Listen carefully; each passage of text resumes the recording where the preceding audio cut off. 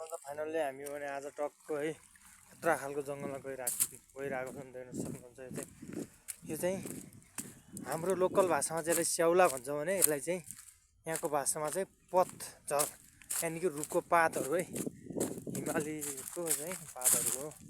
र देख्न सक्नुहुन्छ गाइज है। र सबैजनालाई वेलकम छ जियुबी भ्लगमा। सबैजनाले सब्सक्राइब गर्नु पर्यो युट्युब च्यानललाई। गाइज हामी पनि ल यस्तो ठाउँमा टक्क आइपुग्यौँ भनेपछि देख्न सक्नुहुन्छ चट्ट है, दामी भ्यू है, चट्टै यस्तो हिमालको साइडमा। खतरा जाडो छ कि फेरि जाडो चाहिँ है हातसात पुरै कक्रिसकेको छ है गाइज, देख्न सक्नुहुन्छ खतराकै कक्रिरहेको केही छैन त्यही पनि। ल गाइज यो चाहिँ होइन पिकनिक गर्नलाई चाहिँ एकदम बेस्ट ठाउँ भन्न सकिन्छ है। दामी छ किनकि चट्ट पानी छैन भएको साइडमा है, यताउति भएको है पत्र जङ्गल देख्न सक्नुहुन्छ। यस बबाल चाहिँ ठाउँ चाहिँ यतिको ठाउँमा रमाउन पर्दा राम्रै लाग्छ।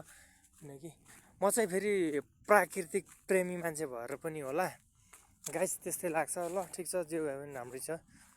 देखिहाल्नुभयो यो चाहिँ पानी है, पिकनिक सिक्निकको लागि बेस्ट। अब दाउरा साउरा त अब भन्ने भयो जस्तो भने त्यस्तै पाइहाल्छ नि है। ल त्यही हो गाइस। ल गाइस रुखहरू चाहिँ फेरि यस्तो टाइपको हुन्छ है गाइस, यस्तो छ है खतरा। ल सोच्नु त एकचोटि रुख कस्तो होला भनेर, यस्तो पनि रुख हुन्छ है हिमालमा है। फेरि तराईमा चाहिँ फेरि एकदम लामो टाइपको रुख हुन्छ भने पाहाडमा चाहिँ एकदमै यस्तो छोटो छोटो रुखहरू चाहिँ हुने परम्परा हो है। ल गाइस त्यही हो फाइनल्ली। ल यस्तै छ बाटो साटो है, हिँड्ने कार्यक्रम।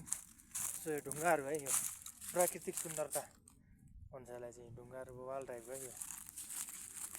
ल गाइस यो खालको सिटी भनेको ओह्रालो चढ्नलाई है। ल चट्ट है यसरी झरिन्छ ओह्रालोमा, ब्रेक लागेन भने सकिन्छ भने चिप्लिन्छ। यो पातहरूले चाहिँ चिप्लिएर मान्छेको ज्यान जान पनि सक्छ, किनकि भिरतिर बढ्यो भने त गयो नि त, सक्यो नि त यो जङ्गल है गाइस। ल यो हेरौँ त यो कस्तो बवाल जङ्गल छ भने नि। ल फाइनल्ली गाइस यस्तो बाटो पनि झरिरहेछ है, यस्तो टाइपको कस्तो छ बाटो पनि है, देखिहाल्नु हो सबैजनाले। फाइनल्ली हामी भने नेपालको सबैभन्दा अर्ग्यानिक पुल भन्छ यसलाई चाहिँ।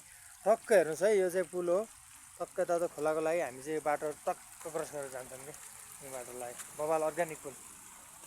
ल गाइस त्यही गाइस, तर खोला सानो होला किनकि निकै नै सुन्दरता पुरा छ है खोला चाहिँ। हेरौँ कस्तो राम्रो दामी छ क्या मोबाइल टाइपको है, त्यस्तो छ। र फाइनल्ली हामी पुरै देखाउने नै छौँ यो जङ्गलको बारेमा। सबैजनाले हेरेर साथ दिनु होला र सबैजनाले जियुबी भ्लगलाई सब्सक्राइब भने गर्नु होला। मेन कुरा अहिले आवश्यक परेको बेलामा सपोर्ट गर्नु पर्यो गाइस। त्यही हो, यी बाटो यस्तो यस्तो छ, जङ्गल यस्तो छ है, सबैजना हेरिदिनु होला, माया गरिदिनु होला। त्यही हो। ल गाइस अँध्यारो बाटो है,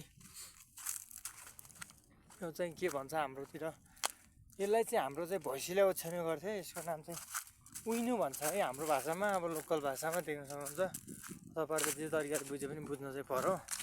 ल यत्रो यहाँ चाहिँ फेरि ट्रक उठाउने बाटो पनि छ है, जङ्गलभित्र पनि धेरै विशेषताहरू पनि छन्। ट्रक चाहिँ अटाउँछ यहाँनिर। ल यहाँनिर चाहिँ बाइक साइक यताउति चट्ट अटाउने बाटो छ, देख्नु पनि गाइस। सबैजनाले सर हेरिदिनु होला। ट्रेकिङ इज बेस्ट ट्रेकिङ, जाडोमा चट्ट है, खतरा जाडो छ, हात त पुरै यस्तो छ, वाह वाह यस्तो छ कि यस्तो